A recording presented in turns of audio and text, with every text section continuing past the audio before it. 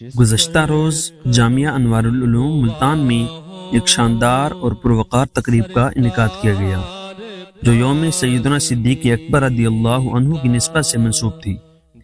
اس تقریب کا آغاز تلاوت قرآن پاک سے ہوا، جس کے بعد نعت رسول مقبول صلی اللہ علیہ وسلم پیش کی گئی جو حاضرین کے دلوں کو معطر کر گئی۔ جامعہ کے سالانہ مقابلہ جات میں نمایاں کارکردگی دکھانے والے طلباء کی حوصلہ افزائی کے لیے یہ تقریب خصوصی طور پر منعقد کی گئی تھی۔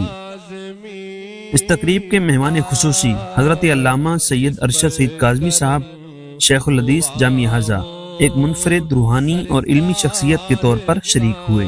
انہوں نے اپنے دست مبارک سے سال بھر میں جامعہ میں منعقد ہونے والے مختلف مقابلہ جات میں پوزیشن حاصل کرنے والے طلباء کو انعامات عطا کیے۔ یہ لمحات نہ صرف طلباء کے لیے بلکہ ان کے والدین اور اساتذہ کے لیے بھی انتہائی یادگار تھے۔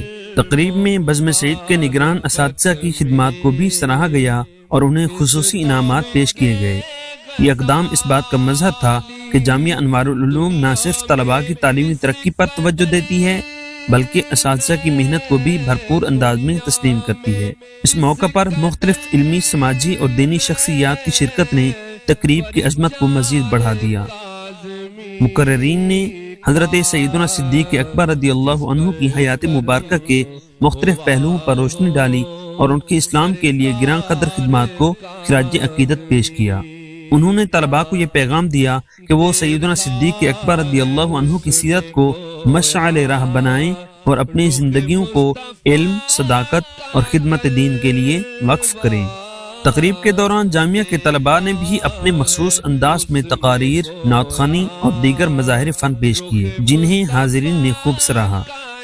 ان مقابلوں میں حصہ لینے والے طلباء نے نہ صرف اپنے تعلیمی سفر کی جھلک دکھائی بلکہ اس بات کا ثبوت بھی دیا کہ وہ دین و دنیا دونوں میدانوں میں کامیابی کی جانب گامزن ہیں۔